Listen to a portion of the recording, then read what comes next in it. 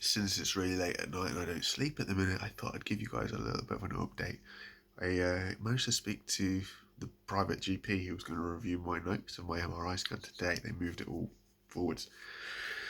Long and short of it is, he's like, the big chunk, don't worry about that. That's just basically saying that there's disc degeneration. He says everybody gets that. Most people get that, especially if you work a physical job, so you don't need to worry about that bit. But it's this bit here about your L5 and S1. And what that's basically saying is the disc is protruding and it's touching these two nerves. Not the main nerve, not the spinal nerve, but it's touching these two little nerve roots that come off your spinal nerve, off the, what's it called? You know what I mean, the main one. It's these two little bits that come off it. It's touching them, but it's not currently compressing them. So he just went through. And the long and short of it is, I need to try and see my National Health GP so that I get referred to see a spinal specialist. So I still might need surgery, but I also might not even need to go down that road at all. So this private GP was telling me that the issue is there is a very serious protrusion of the disc onto these nerve roots.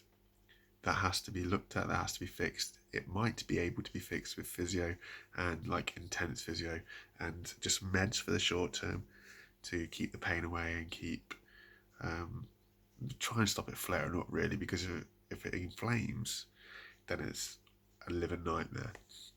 So he said, get hold of your GP, your NHS GP, your National Health, and just like, look, I've had my MRI scan, there's abnormalities on it, and hopefully that'll kind of put you further through the list. Because the way that our National Health works, it would have taken me about 6 to 8 months after seeing my GP before I even got an MRI scan.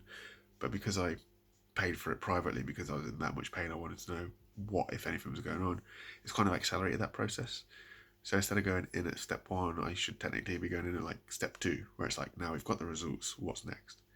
So yeah, if this surgery is required, there's so many different things that it might be. They might need to go in and grind the bone down on my vertebrae. They might need to do something else. So like, he listed so much stuff and I just got a little bit lost. General feeling, I'm a little bit relieved that they seem pretty happy that it's only touching the nerve root, and yes, they understand that that is a problem and that it is a serious problem.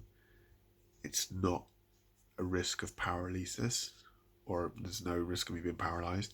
But also, obviously, with everything medical, he said if things get worse, which everything has a potential to get worse, then obviously it could lead that way. So I've got to be really careful and really strict on what I'm doing to stop this getting worse and help it get better.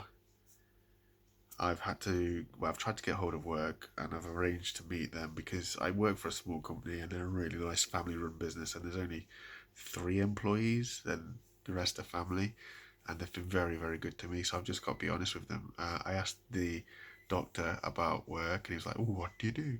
And I was like, I work at a metal foundry.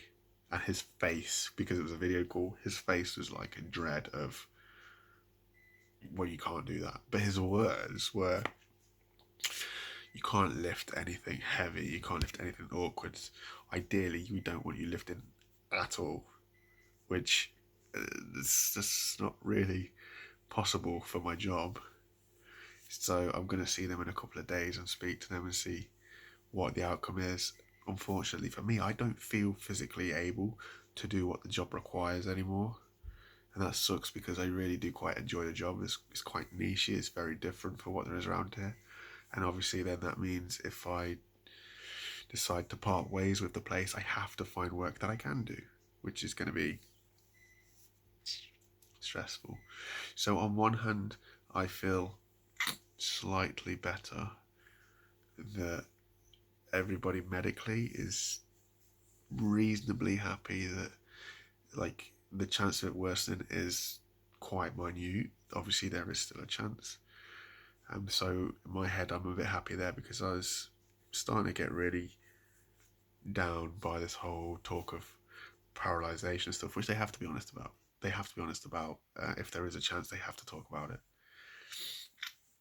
And as much as you try and stay positive, you can't help but the little niggle in the back of your head talking about it.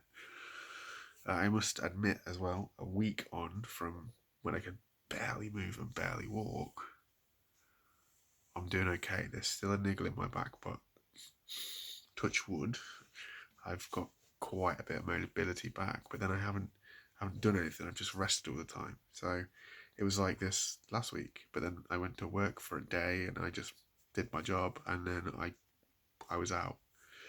So it's been interesting. I don't know what the next step is really, but I thought I'd update anybody who wanted to follow. I appreciate it.